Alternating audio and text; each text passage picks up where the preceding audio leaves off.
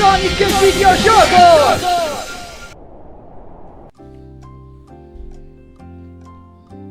Bem, parece que vou ter que ficar aqui sentado um bom bocado. Por isso mais vale... acho que vou ficar aqui a jogar uns jogos e vamos falar um bocadinho, vamos falar precisamente de duas grandes bombas que saíram este ano. Super Mario Odyssey e Cuphead. Vamos começar pelo Cuphead, visto que foi o primeiro a sair. Cuphead foi anunciado em 2014, mas já estava a ser desenvolvido desde 2010, portanto 7 anos em desenvolvimento até ao seu lançamento. E vocês sabem o que acontece em jogos que ficam muito tempo em desenvolvimento e com muitos atrasos no seu lançamento, certo? Cuphead foi anunciado em 2014 na E3 e deixou toda a gente de boca aberta com os visuais inspirados nas animações de 1930. Lembram-se de Felix the Cat? Popeye? Mickey? Looney Tunes? Ok, é dessa altura. É preciso notar que não foram só os visuais a serem baseados nessas animações, mas sim todo o processo de desenvolvimento. Tudo foi desenhado à mão e animado ao estilo dos anos 30, e tendo em conta que o jogo corre a 60 frames por segundo, dá para imaginar o trabalho que deu. Além disso, a música, que é só das melhores bandas sonoras que eu vi até hoje, nada de mais, foi tocada por uma banda de jazz, tipo músicos a sério. E já agora, foi vendida exclusivamente em vinil. Cuphead é daquelas raridades que não só nos tenta trazer de volta ao passado, como nos faz sentir que estamos mesmo lá.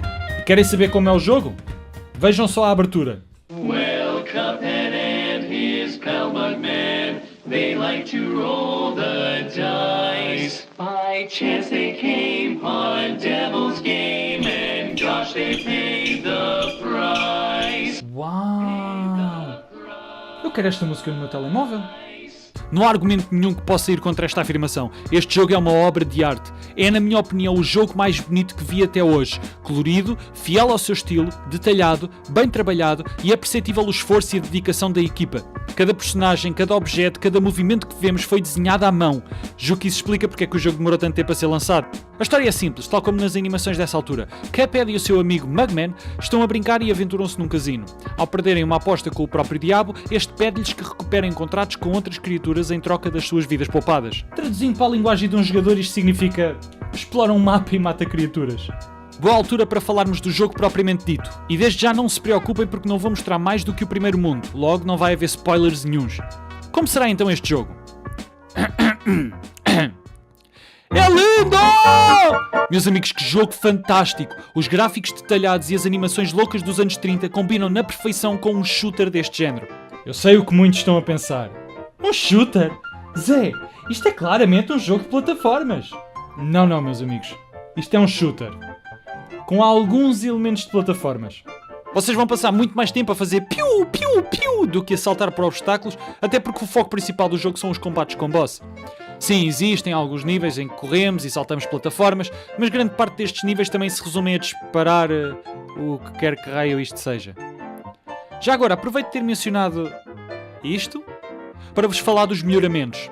Em cada mundo existe uma loja onde podem comprar itens que vos melhoram alguma capacidade. Como um jogador experiente de Cuphead, aconselho-vos este, que vos permite teletransportar a uma curta distância, o que é uma excelente manobra de fuga, e este que vos permite ressaltar em objetos cor-de-rosa sem precisarem de carregar novamente no salto. E esta mecânica pode ser muito frustrante. O ressaltar deve ser preciso e por vezes carregam tão depressa que o jogo não reconhece que premiram o botão de salto 2 vezes. Em níveis mais avançados isto pode ser problemático e este item pode ajudar muito. Além destes items também podem comprar balas diferentes para a vossa arma. E mais uma vez o meu conselho são as balas mais fracas, mas que vão automaticamente para o inimigo, e a spread, que já era uma mais-valia no clássico Contra. O resto é trivial. Ainda bem, porque mesmo que vocês colecionem todas as moedas espalhadas por todos os níveis de plataformas, vocês não conseguem comprar todos os itens. Há sempre 2 que sobram. 2 items. A fazerem comichão aqui na nuca. Mais um pormenor importante de referir em Cuphead. É incrivelmente difícil. Frustrante. Irritante. Mas recompensador. Vocês vão perder muitas vezes e devem estar preparados para isso. Para terem noção, eu acumulei até agora 942 mortes ao longo do jogo todo, incluindo as vezes que perdi para gravar imagens para este jogo. Mas mesmo assim, quase 1000 mortes. E sabem o que é que isso significa? Significa que foram quase 1000 partidas que eu fiz e refiz. Sim, porque não houve um único nível que eu não tivesse jogado sem perder uma única vez. Dá que pensar, não dá? Mas a compensação é extremamente gratificante quando conseguimos passar um boss. Principalmente quando já perdemos umas 20 vezes e o jogo mostra-vos sempre o quanto estiveram perto de vencer. É um desafio fantástico e intenso que termina com um... Knockout!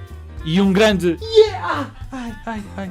Além do desafio normal, o jogo ainda vos permite passar todos os níveis das plataformas sem matar ninguém, o que aumenta ainda mais a dificuldade. Mas para alimentar mais o meu ego, eu vou-vos mostrar a minha jornada pacífica no primeiro nível.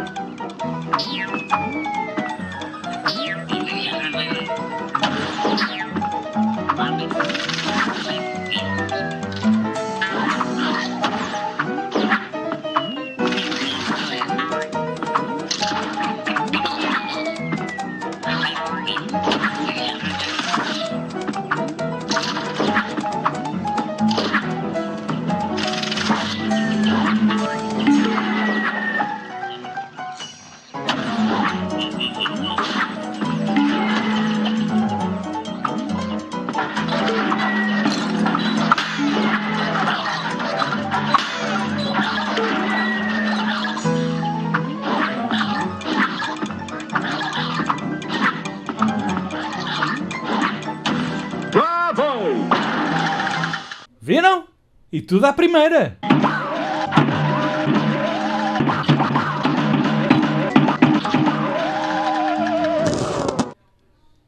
Pois.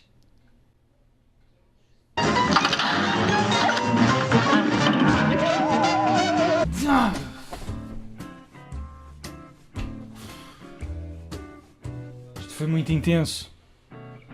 Estou exausto, preciso de relaxar um bocado. E estou zangado. O jogo é frustrante. Preciso descarregar esta raiva em alguém. Onde é que eu posso encontrar estas duas coisas? Já sei!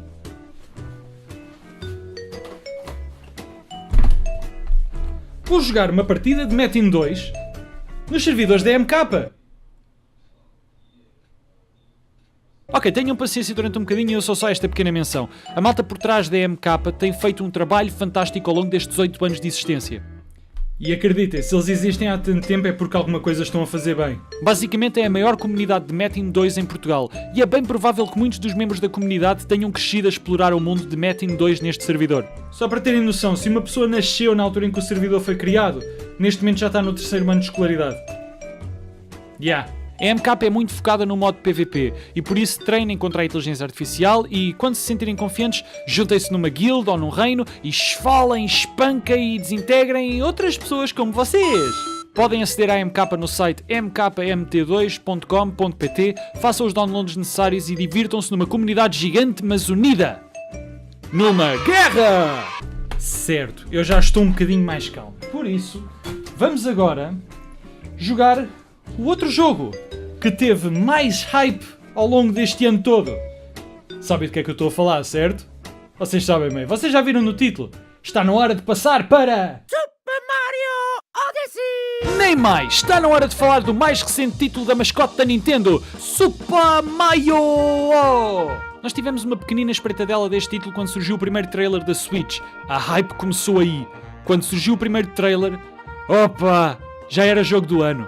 A sério, jogo que nunca vi nada assim desde Super Mario 64. Um jogo a ser amado e considerado um dos melhores de todos os tempos, meses antes do seu lançamento. Será? Eu tenho sempre muito medo destas hypes e honestamente não me fazem muito sentido. Como é que vocês podem dizer que gostam de um jogo se nunca o jogaram? Né? Eu honestamente venho de uma época em que nós só sabíamos se o jogo era bom depois de o jogarmos. Vá, mas vamos lá ver o que é que eu sinto em relação a... Super Mario! Primeiro que tudo, eu já fiz um vídeo sobre este jogo quando joguei o demo num evento da Nintendo Portugal pós E3. E como sabem, eu adorei a experiência e fiquei com água na boca para experimentar mais, mas houve algo que também disse, que o jogo é claramente uma evolução do Super Mario 64. Os movimentos são muito parecidos com o famoso triplo salto, o ninja canalizador que assalta paredes e o ataque físico que aqui é com um chapéu em vez de golpes de karatê. A estrutura dos níveis é semelhante, ao contrário do Galaxy com os níveis esféricos e as plataformas baseadas no sistema de gravidade. Aqui os níveis são mais abertos e vastos, potenciando a exploração. O jogo não se chama Odisseia por acaso. Cada nível é um mundo com diferentes missões e o nosso objetivo é colecionar estas luas para avançar. E é satisfatório explorar tudo o que pareça diferente para descobrir uma lua. Senti-me um verdadeiro explorador numa Odisseia, mas para quem passou de Cuphead para isto, pareceu-me que o jogo sentia a necessidade de me recompensar só por coçar a nuca. Acreditem, é difícil de ficar entusiasmado passado um bocado quando percebemos que o jogo tem no total 999 luas para descobrir. O quê? Sim, ouviram bem. 999. Este planeta tem mais luas do que o nosso sistema solar todo. O problema disto é que estão constantemente a receber luas, às vezes só por virar uma esquina.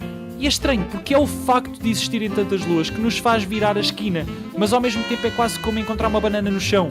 Uma banana deliciosa, que seria capaz de comer à mesma, mas nada mais que uma banana brilhante. Mas será que isto estraga o jogo? Longe disso. Super Mario Odyssey é incrivelmente divertido. E tal como é habitual no canalizador, Super Mario! A dificuldade vai aumentando progressivamente, ao contrário de Cuphead que nos dá uma carga de porrada logo desde o primeiro nível. Aqui o objetivo é explorar um mundo e desfrutar de visuais fantásticos e de cenários que, ao contrário do que dizem, não são nada que nunca tivéssemos visto. Mas a favor do que dizem, são absolutamente maravilhosos de se ver. A sério, cada mundo que aparecia fez-me ficar completamente boca aberta. Apesar de ser aquilo que nós já estamos habituados nesta saga. Temos o nível verde inicial, temos o de água, o de gelo, o de fogo, o da floresta, o de pântano, mas todos eles têm aquele toque especial da Nintendo. E não pensem que quando digo que é muito semelhante a Mario 64 significa que o jogo não tenha coisas novas. Tem, e não são poucas. Por todo lado encontramos surpresas inesperadas, motas para acelerar, desafios de tempo, coisas para trepar e que podemos aceder de diferentes formas. O jogo não nos limita com só podes fazer isto. O jogo diz, podes fazer isto e vê lá o que consegues fazer a partir daí. Explorar o jogo é uma alegria, é super divertido, super bonito, super curioso, super desafiante. Super Odyssey Mario! To Jurassic Park.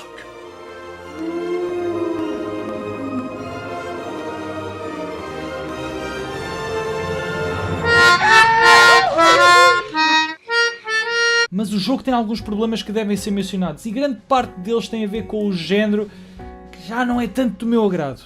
Eu já disse que é intimidante existirem luas um pouco por todo lado, mas há uma picuinhice minha. Eu prefiro os jogos bidimensionais a estes, porque nos jogos de plataformas tridimensionais é por vezes complicado direcionar os nossos saltos, que devem ser muito precisos muitas das vezes. Por exemplo, vejam os meus problemas para apanhar aquela lua. Eu estou a direcionar o Mario na sua direção, mas como o jogo é tridimensional, a minha precisão tem de ser precisa. E acontece muito isto. Isto significa que muitas plataformas superadas podem ser mais um alívio em vez de um sucesso. E da mesma forma, alguns inimigos podem ser mais chatos do que desafiantes. Outra coisa que sinto a falta neste género de Mario são os power-ups, que são o que me chamou mais a atenção desde o primeiro Super Mario Bros. Eu sei que é de certo modo descabido aqui, afinal de contas existem imensos inimigos e objetos que podemos possuir com o nosso chapéu, a grande novidade do Super Mario Odyssey, e isso por si só já pode ser considerado como imensos power-ups. Além disso podemos empilhar Goombas, e logo no segundo reino podemos possuir um tiranossauro. Ui! Foi muito interessante jogar estes dois jogos um a seguir ao outro. Enquanto Cuphead para mim foi quase um treino de super guerreiro, o Super Mario Odyssey foi quase um passeio no parque. Mas não se deixem enganar, estes dois jogos são muito diferentes, mas têm algo em comum. São dos jogos mais bonitos que alguma vez vi e são dos momentos mais divertidos que passei ao longo deste ano. 2017 foi um ano fantástico para nós jogadores, tal como 2008 e 2010 na geração anterior, e temos muito a agradecer por estes dois títulos. Um trouxe-nos algo novo, incrivelmente polido e detalhado numa jogabilidade que já nos era familiar. O outro trouxe-nos de volta para um jogo revolucionário com um mundo gigante, novos ingredientes e 999 bananas para encontrar. Não é surpresa nenhuma que estes dois jogos estejam entre os meus preferidos de 2017. A verdadeira pergunta é... em que posição? Aguentaram até ao fim? Epá, vocês são os maiores. Obrigado pelo vosso apoio e por continuarem a acreditar neste projeto. Não se esqueçam de me seguir nos sítios do costume, Twitter, Facebook, Instagram e se quiserem apoiar o canal podem fazê-lo no Patreon. Por agora é tudo, vemo-nos no dia 15. Até à próxima, pessoal! Crónicas Videojogos!